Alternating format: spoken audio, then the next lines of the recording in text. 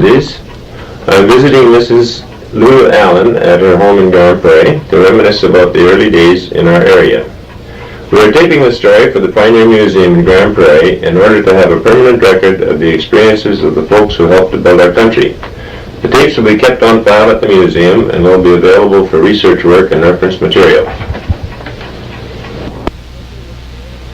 Okay, Mrs. Allen, way back in the early days when you were a little girl, your family decided to leave Ontario and come out west. Would you like to tell us a little bit about that?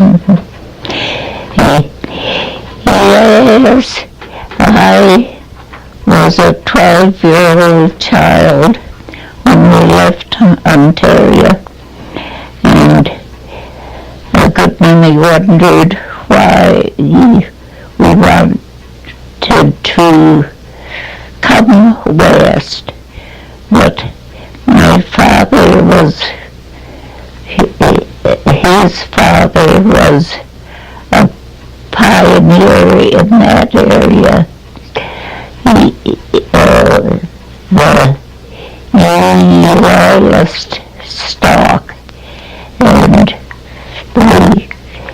my grandfather came from the States, of course, and that's why they wanted to get started, why they came to Canada.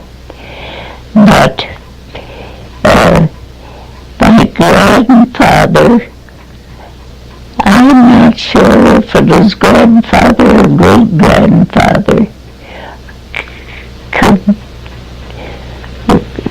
can you switch it off as sons? And they all settled around our area in Ontario. There were so many of the sons there that the village was named Sherkston after my grandfather's name. And so they all settled around there. And to get to the reason why we came out here, of course, my father had a 100-acre farm, but with so many sons, he wanted to get a place where he could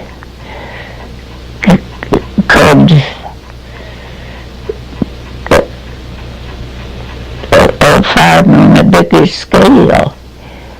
Well, shut it off again. Mrs. Allen, when your family finally got to Edmonton, they spent some time there putting together the outfit. Gone up to Beaverlodge. Could you maybe remember some of that? Yes, we camped there for a month, practically a month, and some people had relatives there. The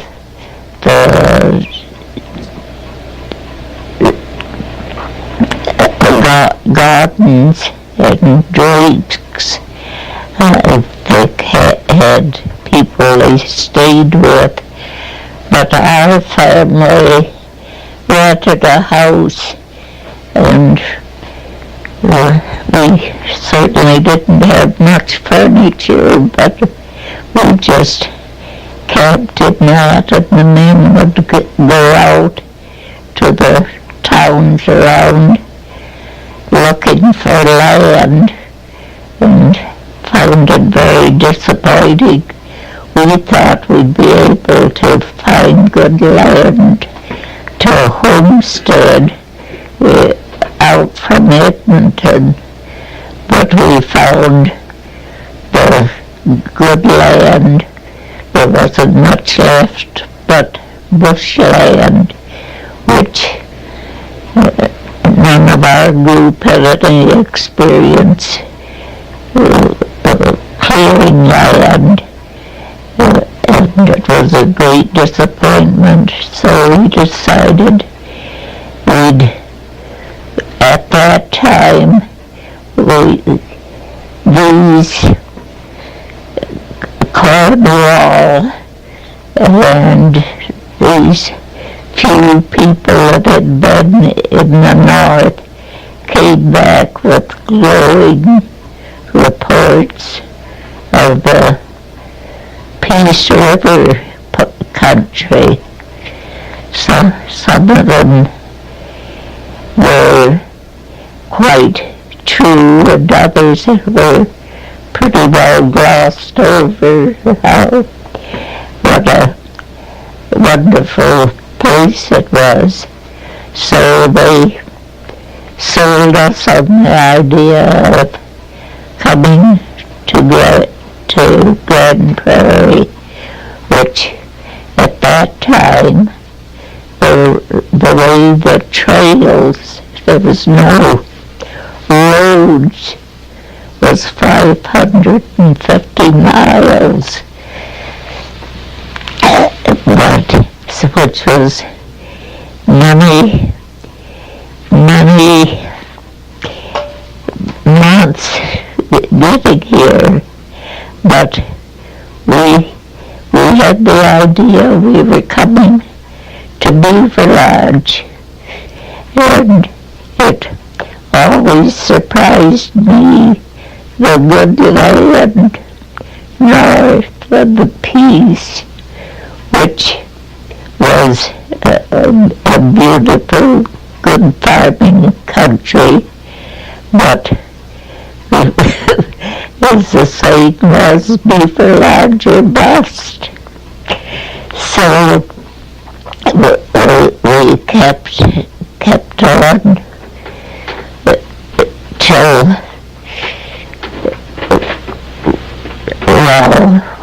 when we left Edmonton, then was, I think, a week getting to Athabasca Landing, a week or 10 days, did it say that? No, that's close enough. So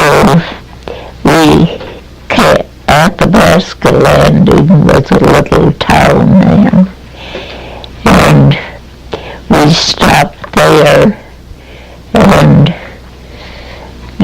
got rid of some more of our things. I think that's where we sold the car, as my dad had called it. It was built sort of on the idea of streetcar with the seats along the side, but we found it wasn't for the trails we had to go over, but it wasn't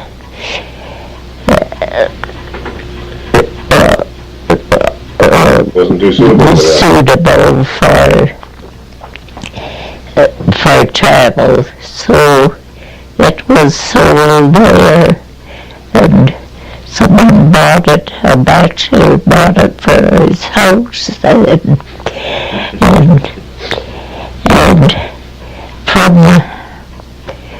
the Athabasca Landing then was the worst we struck on all the trail from Edmonton. It was just the breakup of, and the ice hadn't gone out of the Athabasca River. So we had an Indian go ahead and try the ice before we crossed, but it was safe. We crossed the river on the ice. And then from there the banks of the Athabasca were just gumbo, and with the frost going out, they'd have 3 teams of oxen on one load, and Mr. Lawson, one of the men, he'd been on a farm before too, but he upset his wagon on bald hills, they called them. They were just gumbo and the water running down through. And I have a picture here of the wagon that was tipped over. So we were days getting up the hill there to carry on. But then it wasn't, we got, so the roads and the trails had dried up a bit, but we'd come to the little towns, villages really, and they're nice. Lots of bush too, but lots of good land. I'll never forget the sight of the Peace River Hills, the Mammoth High Hills, and we just covered with tiger lilies. The whole hill would look red with the tiger lilies.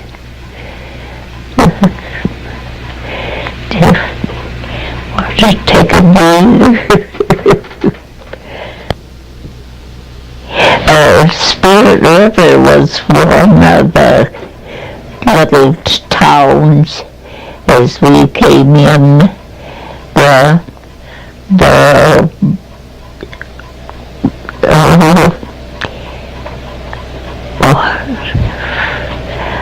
I can't think of Calkin?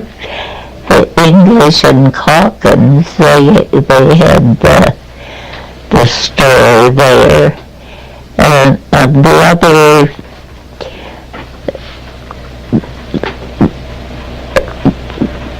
man, could you switch off till I think of his name? Brooks Brothers. They had been in there for quite a while then, and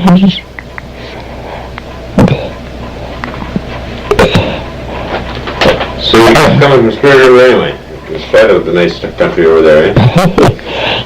Yes, we kept on, although there was the one drawback too, it was very hard to get water. Although people in those days didn't realize what a problem that would be later on.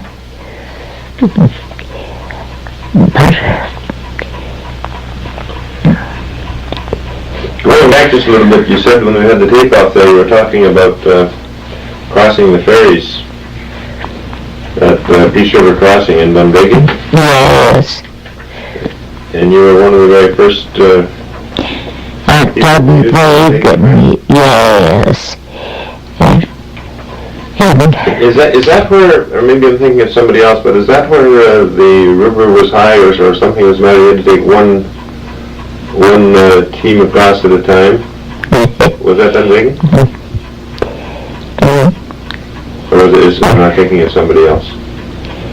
I don't remember Maybe somebody else or something else. But I think it was 18 teams, it would take quite a while to get across anyway. Oh, yes, it would. But anyway, I guess you could tune in again. Okay, Mrs. Allen, when you got to Beaverlodge, of course, you didn't have a nice big modern home to move into when you got there. What did you do?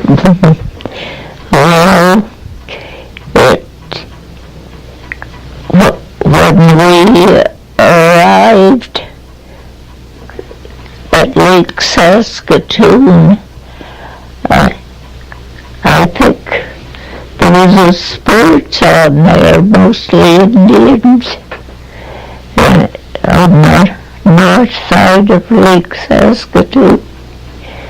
And unless I have this mixed up, it was the 12th of July, I believe. And in those days, well, later on, they still had sports there, but we went on. Before we got there, I remember the first sight of the prairies. We thought we were near Land's End then, and anyway, we came on to where we camped to look for land. That was on the turn of the trail going to Beaverlodge, and right where the trail or the highway turns, we camped there at a canyon spruce grove, it was called, and we set up all our tents there, and the men looked in all directions to find land where they liked to homestead. And most of our group went west where the town now is, but my father and brothers went south more, what is called at that time was called Lower Beaverlodge, but now it's called the Hugh Allen area. And so they started getting, well, my father and older brother Gordon had bought South African scrip. At that time, the veterans of the South African War were issued homestead or scrip, they were called, to be able to follow on a half section of land and improve it up in the same way as a homestead was. I should have said the veterans of the war were issued this scrip, but if they didn't want to use it themselves, they could sell it, and the buyer could could prove it up with the same type of thing as a homestead. And when we selected land then, we were able to, my brother and father, between the two of them, they could take a section, that'd be it. And we got this, and my other brother, he was only 17 then, he couldn't file, he wasn't old enough to homestead, but my father could hold it for him till for a year, till he could, 18, where he could file on it. And we were able to get this land all in one block. And my younger brother, he just had the homestead, the one that my father had to hold the land for. And so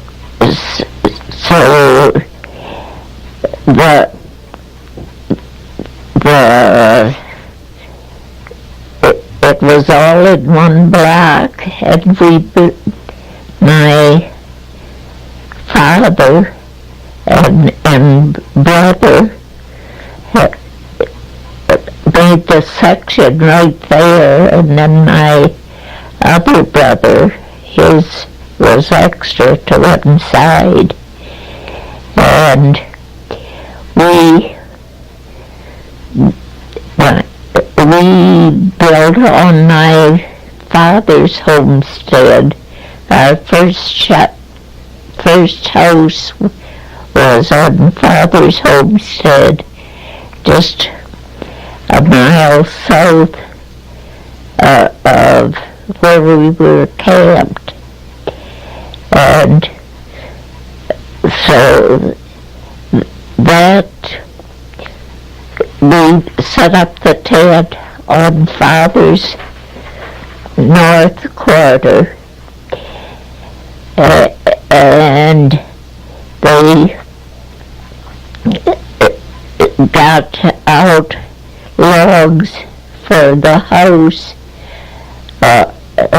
on this spruce canyon where we'd been camped at. But we couldn't devote our time to building the house. We had to get a little land broken for the following spring. And we'd bought supplies from Edmonton, but we ran out of flour, and my one brother had to go back to Peace River, where there was a flour mill. Was that the brick place? And he went back there, and time he got there, the thrashing wasn't done, and he had to wait till the grain was thrashed to get the flour to bring back. And my other brother went to Spirit River to buy some cattle, and so they at home to build or anything till later on. And then they and my younger brother went to the first sawmill that Van Horn's was at. What was the name of it? Van Horn's. Oh, yeah.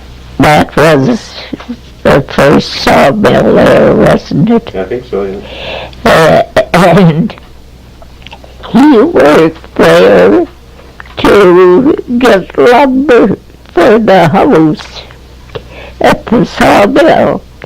And then eventually, when they got home, it was getting on pretty well fall. And so they had to get some buildings out before winter came. And they hauled them from this old campsite just a couple miles from where we had camped. And we were living in the tent all this time. And then they got busy on putting up the house. And I didn't mention, but with all these miles we came and all the vacant land, we filed on land without water on it. And we hauled water from the Beaverlodge River. And anyway, time they got the house up, we built a log house, story and a half, and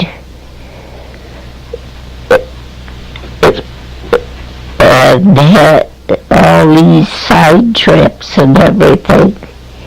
But we lived in a tent and moved in on New Year's Day. And then it was just, they were just there a few weeks when they had to go back to Edmonton for some supplies for the next year. There were just the Hudson Bay Post and like that, and the prices were so high and people didn't have money. But every winter they'd go back to Edmonton for their supplies for another year.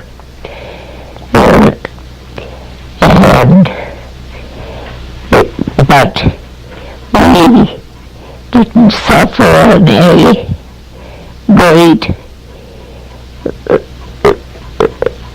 problems living in the tent till that time.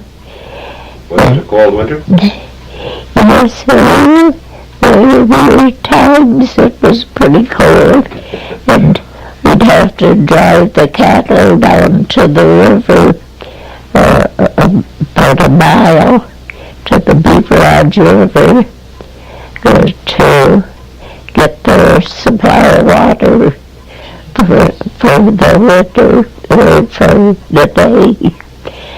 We'd cut holes through the ice, and the cattle would get down on their knees to reach the water. The ice was so thick to drink.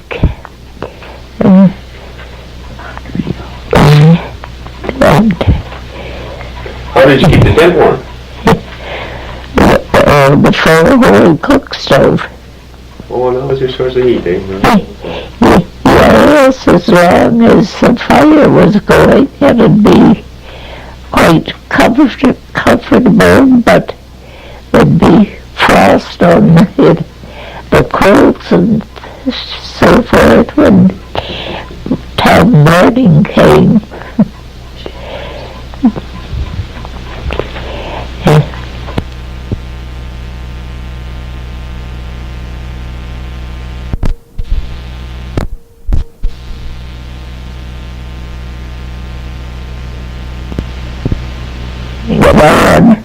That was quite a thing to know how many groceries you'd need for the coming year, and also to start out when the men would get ready for the trip. The women were busy too preparing food for them. My father always had a cover on the one sleigh and a stove in there to do their cooking. And the food they'd take, we'd cook up a bunch of potatoes and slice them in thin slices and put them out in a pan to freeze. And I guess we'd put them in sacks and then put them out as they were freezing, keep moving them around so that it wouldn't freeze in one chunk. And beans were the same way, and the bread had to be sliced and put in a sack, and so it wouldn't freeze, and moved around so it wouldn't freeze in one chunk. And in the little canvas caboose, they'd had the little stove just with one burner so that they could cook in there. How long would one of those trips take to go out to Edmonton for supplies? I'd usually leave right after New Year's, and it would be around the 1st of March, so they'd be back, make the round trip.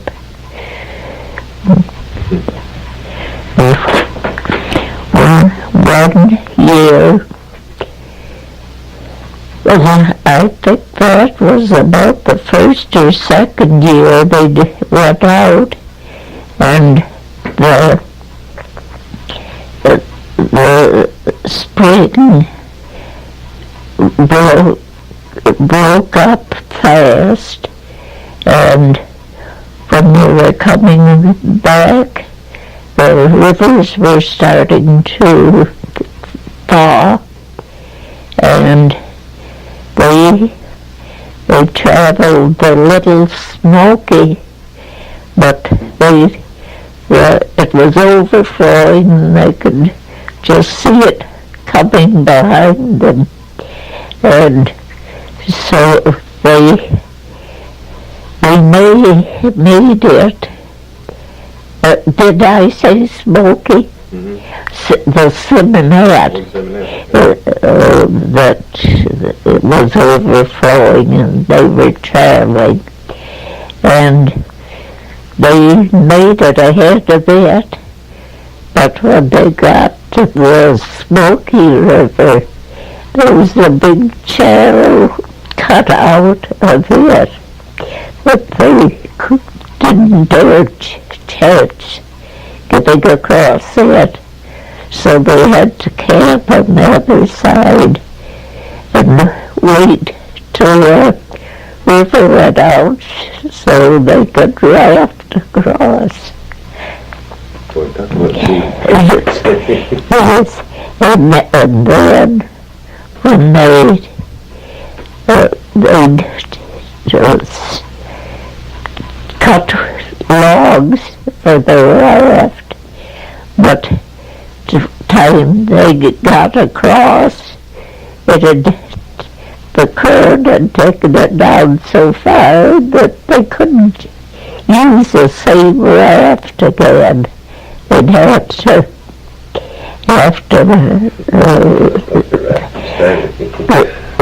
do another raft. And there was some quite experiences Dad told about one night Moody Sprague. Did you ever read? It was left out on a chunk of ice in the middle of the river, and the farmer said he could hardly stand to see him out, but they couldn't do anything to get him back till daylight. And so when Dad got back, then my one brother, was left at home to look after the stock and things, and then this brother had to go back with wagons to the sleighs. The sleighing was all gone, so he had to take wagons down to bring the supplies home from the smoking. Not much I go to the supermarket today. And one year,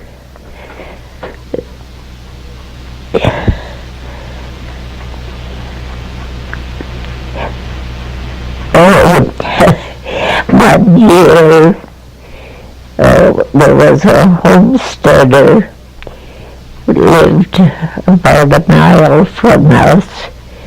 This was in the spring when, before the men got back from, yes, it was just my mother and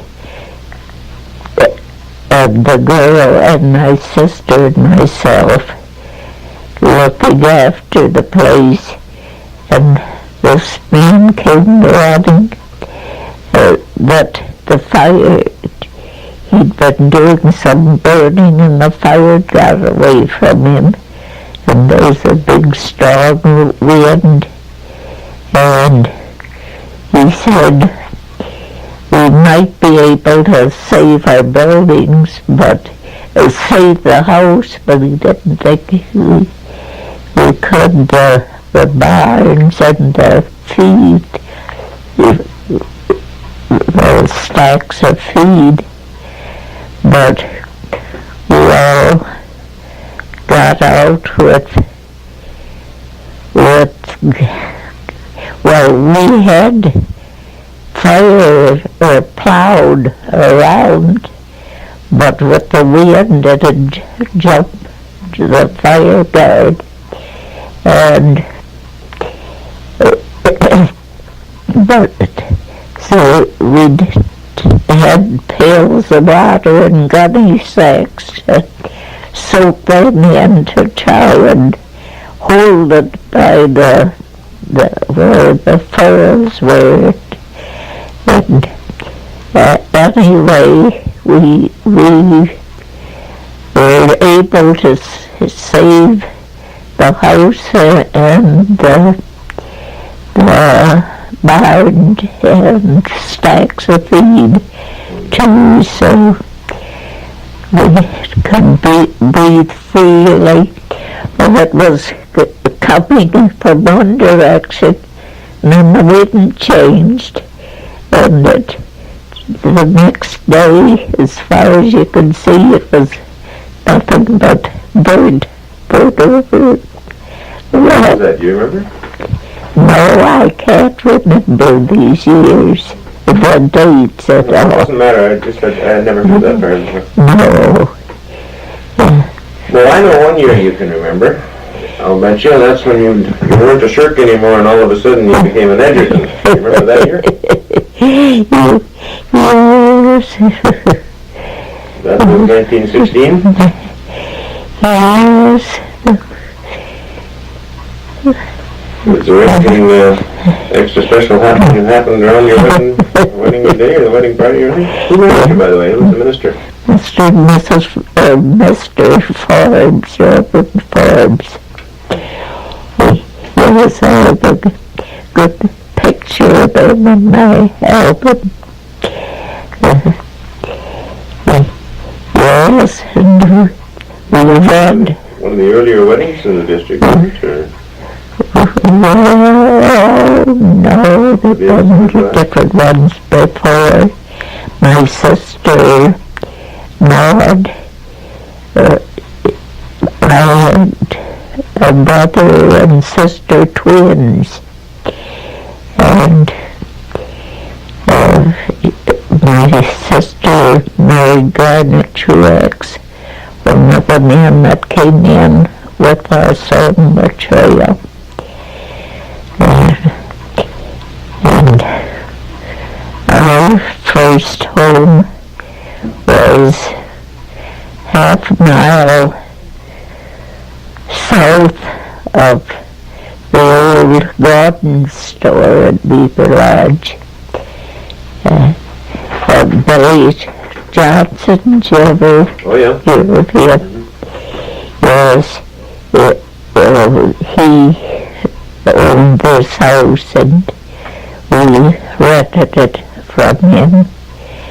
And my sister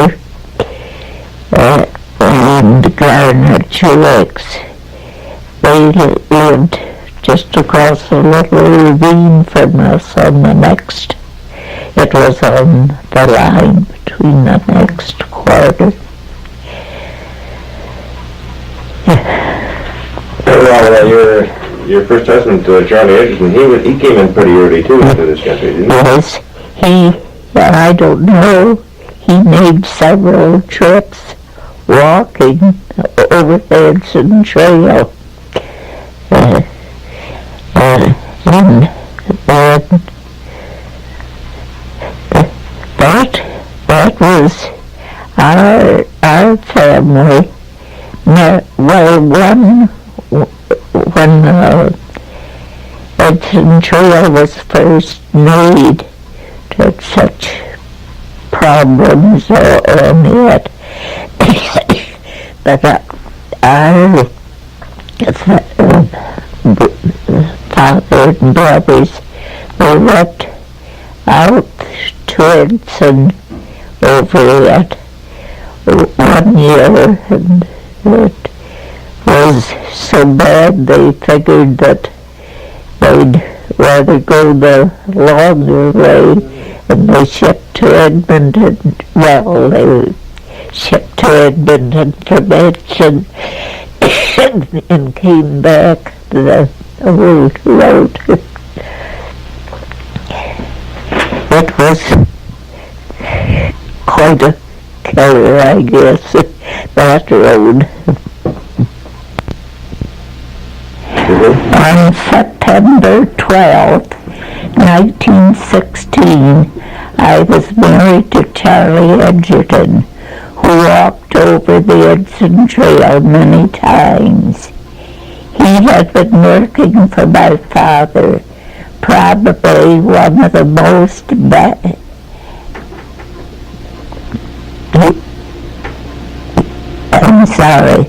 he had been working for my father. Probably one of the most back-breaking jobs he did was digging a well for them. This was done with a pick and shovel. Can you imagine digging down 90 feet through gravel, through gumbo gravel soil, and this under winter conditions? The dirt was brought up by means of windlass and a large pail. Such hard work and terrible conditions resulted in Charlie suffering terrible rheumatism in later years. Our first home was a rented house half a mile south of the old Beaverlodge hamlet. My sister Maud Truex lived close by. My husband sold his homestead and bought 160 acres from a trapper. This was a mile from my parents' home. The trapper had started a fox farm. He thought he had the animals well enclosed, but to his dismay, they dug themselves out and disappeared. A year later, we joined together by an open hallway. You can imagine there was no loitering in the winter as you went from one house to the other. The combined living room and kitchen went from one door as you went from one house to the other. The combined living room and kitchen had huge beams across the roof, which was made of sod.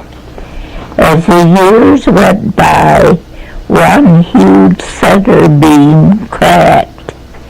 Charlie had to brace it up with a huge log, upright log, to keep it from going completely. This didn't improve the room decor. One son and 3 daughters were born in this humble home. I was assisted by a district nurse whose only means of transportation was by horseback, or a neighbor would go and bring her back in a horse and buggy. The nurse acted as a homemaker as well as cooking meals and looking after the house. When a younger child was born, the older children were taken to the grandparents' home. When my youngest was about to be born, my oldest daughter was 5. When the grandparents came to get the children, my oldest daughter could not be found. After much searching, she was found hiding in the chicken house. No way was she going to leave her home. Finally, after everyone's patience was exhausted, my father physically loaded her into the buggy. Each day she watched for an opportunity to start for a home on her own. As she got older, she became an excellent spreader. She had lots of practice. We had happy times in our log home. We went to dances in the school, in the schoolhouse. The desks that were removed for the event, and music was supplied by local musicians. No babysitters were required, as we took our children with us. Charlie had a box made.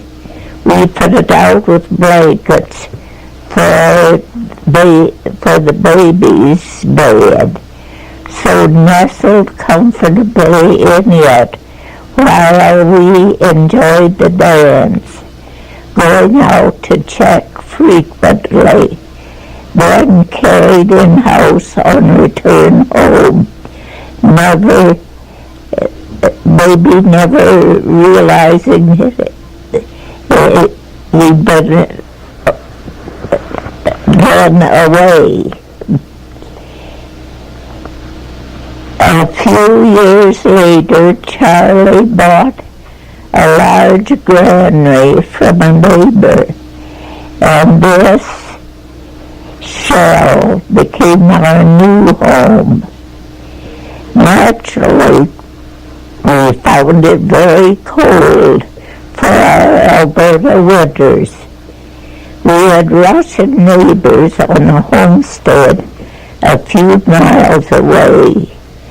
We arranged for them to plaster our house with Russian plaster, which was started in October.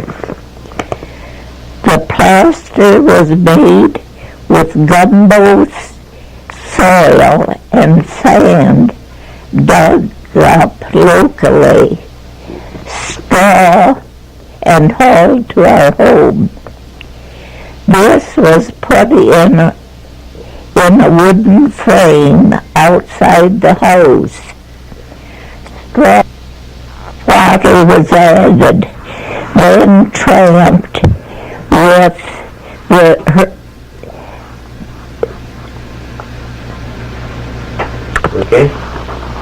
just a long tramp with her bare feet until the mixture was like a stiff dough.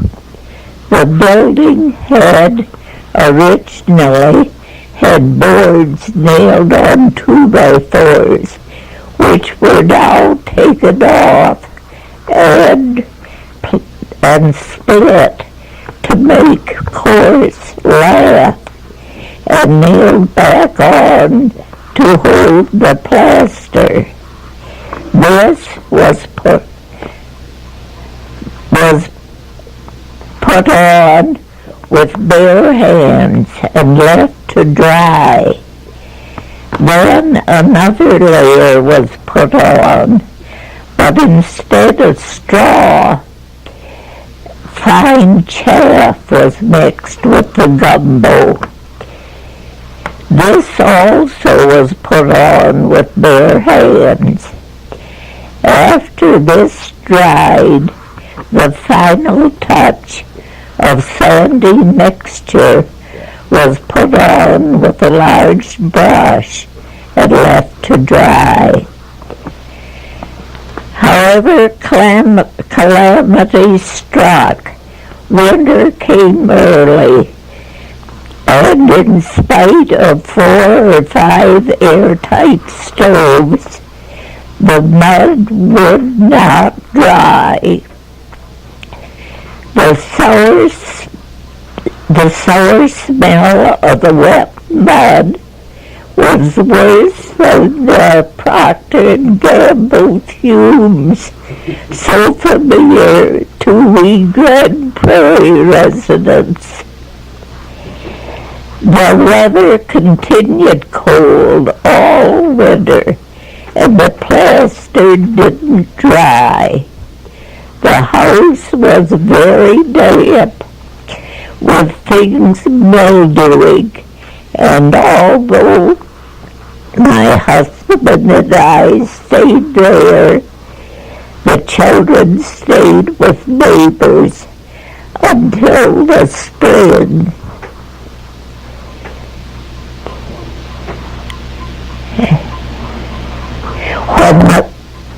When the plaster dried, it was of excellent quality, very smooth and fine for a paint job.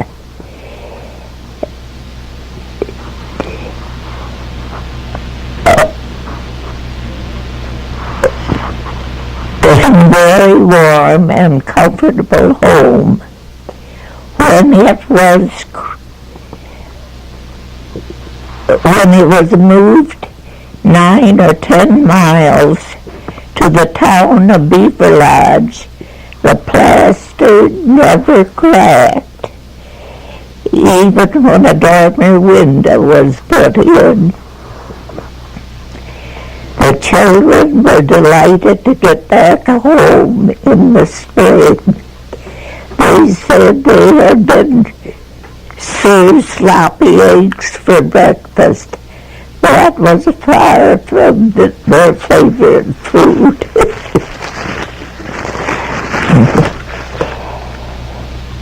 Before the house was moved, we could hear bees, but couldn't find where they were. Sounded as if they were in the walls of the house. They came uninvited to a birthday party in swarms, to the distress of a grandchild who attempted to kill one in her grandmother's hair.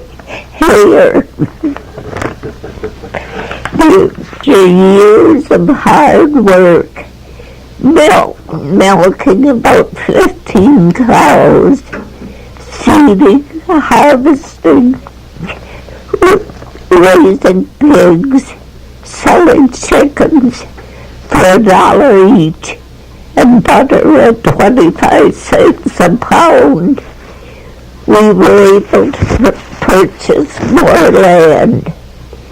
At this time we had a well drilled, but it was very expensive. They had to go down 200 feet. The resulting water was soft, but it was real soda water. A windmill was then erected, and eventually water was pumped into a cistern in the house. What a luxury! We were one of the first to buy a wind charger, which provided us with electricity. Threshing time was filled with hard work and excitement. The farmers worked together, and as each field was cleared, the outfit would move on to the next neighbor. Work started at 5 a.m. and ended at 10 p.m. each day. One neighbor remarked the cream separator hadn't cooled down from the night before when it was used again in the morning. Harvesting was done by means of a steam engine separator. Men driving horses hitched to hay racks, back-breaking work with no time for a rest. The women worked equally hard, preparing huge meals 3 times a day for hungry men. usually around 20 of them.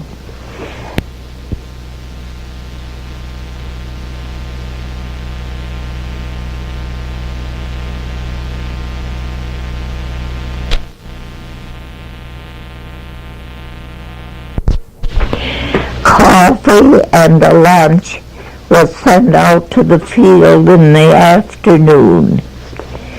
Charlie was a water monkey, as he had to haul water in a wooden tank and with a team of horses for the engine. This was often at a distance of at least 3 miles. The children loved thrashing time, and I remember my eldest daughter coming home each night after a day with the thrasher, with her pockets filled with baby mice. Each morning there were tears as she found their cold bodies lying in their little box. Today she won't even look at a mouse. Even though the children worked hard, they had a great deal of fun as well.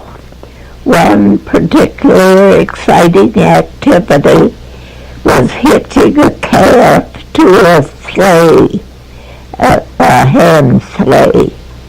The calf would be led out to the end of the lane. The rope would be untied. The kids would jump on the sleigh, and the calf would tear for the barn. And as it turned the corner, kids would be flying in all directions. This would be repeated many times a day. I remember one evening when a full moon was brightly shining, the children were outside playing hide and go seek. This happened to be Halloween.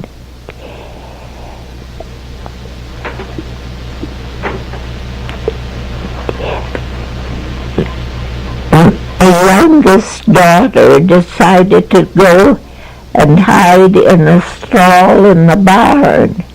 Little did she know one of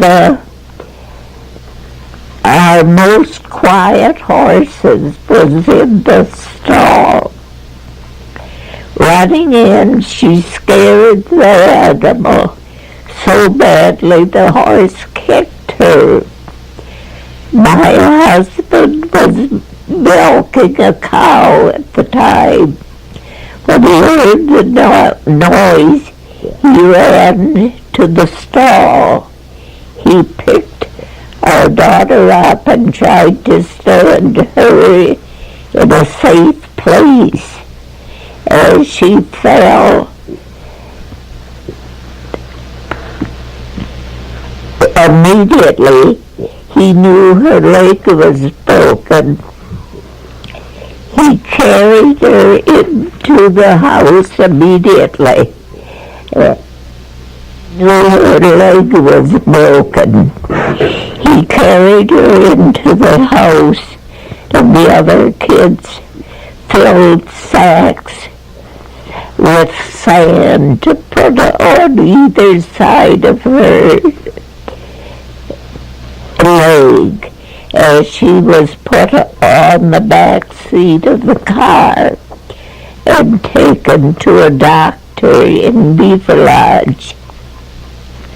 I can still hear her scream as the so-called doctor moved and pulled her broken leg and didn't even give her an anesthetic before putting it in a cast. I'm sorry.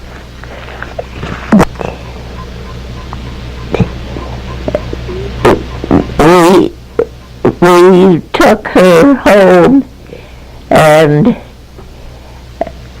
used an old-style baby buggy, took the end out of it and put boards to rest the leg on, and she spent weeks in this type of thing till the leg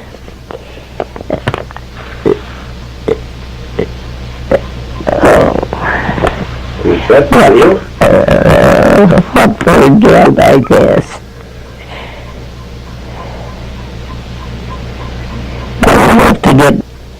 The children grew up and began lives of their own. I am proud to say they all did very well in their chosen fields of work. As the years have passed, I have found it very comforting to know they are all so concerned in my welfare. Tragedy struck in 1941. My husband was killed in a car accident as we were returning from the opening of the Peace River Bridge.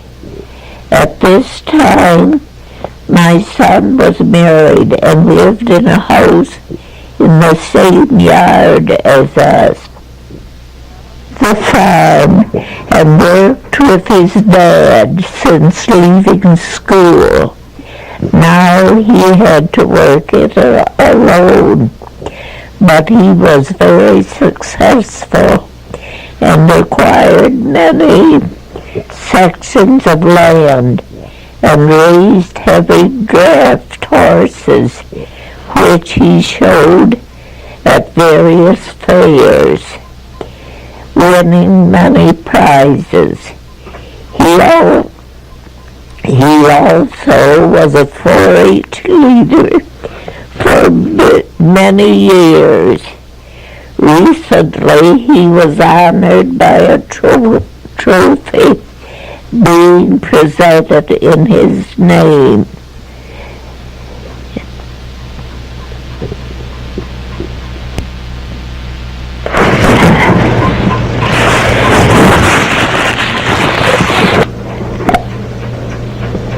Another tragedy.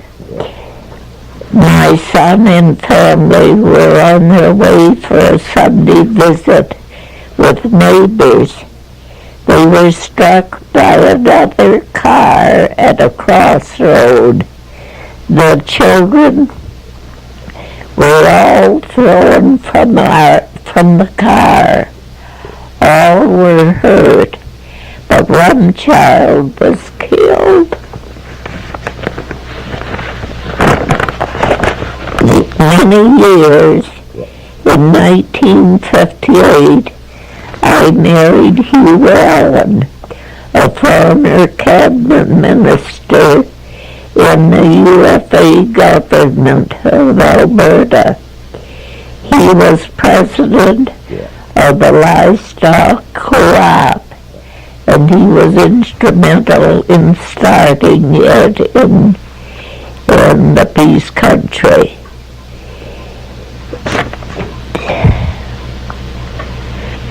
In 1940, he was appointed to the United Grain Growers.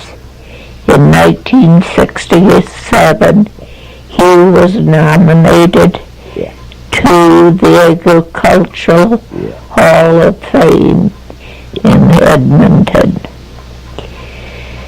We had a very happy life together, and he passed away in the Grande Prairie Hospital in 1972 at the age of 83 years. It was possible for me to take proper care of our home and yard which we had bought in Grande Prairie. I sold it and moved into an apartment. I soon found out this kind of dwelling had its drawbacks. One evening,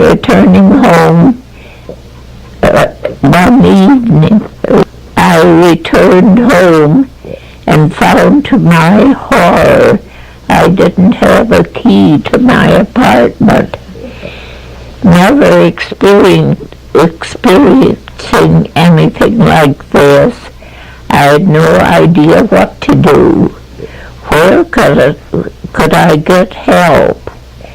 I quickly raced out, and lucky me, I saw a good friend coming down the street. I explained my predicament, and she said she would get a ladder from her home. We would then get in from the balcony. She soon returned, and we breathed a sigh of relief when we found that it was long enough to reach the balcony. As my friend was halfway up, to our utter horror, a police car drove up and in a cold, harsh voice asked us what we were doing.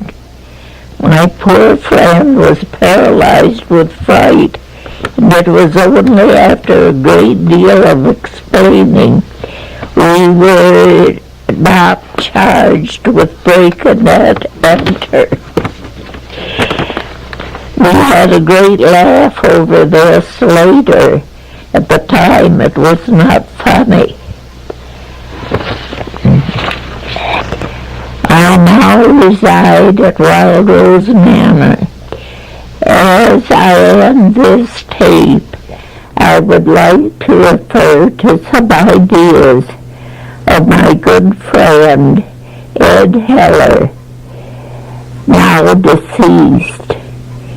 Many of those with a worthwhile story to tell of pioneering days have passed on, leaving no written record of their achievement.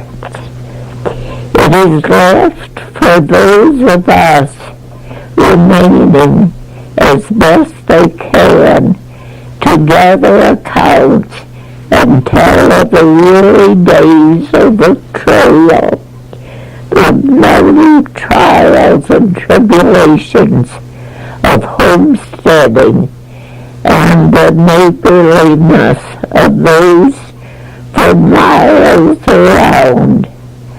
I think of the resulting friendships valued beyond price and enduring throughout the years. At last, after years of labor, the triumph of a home and farm, modern in every respect, created from virgin land, entirely by their own dedicated and persistent efforts, are very real.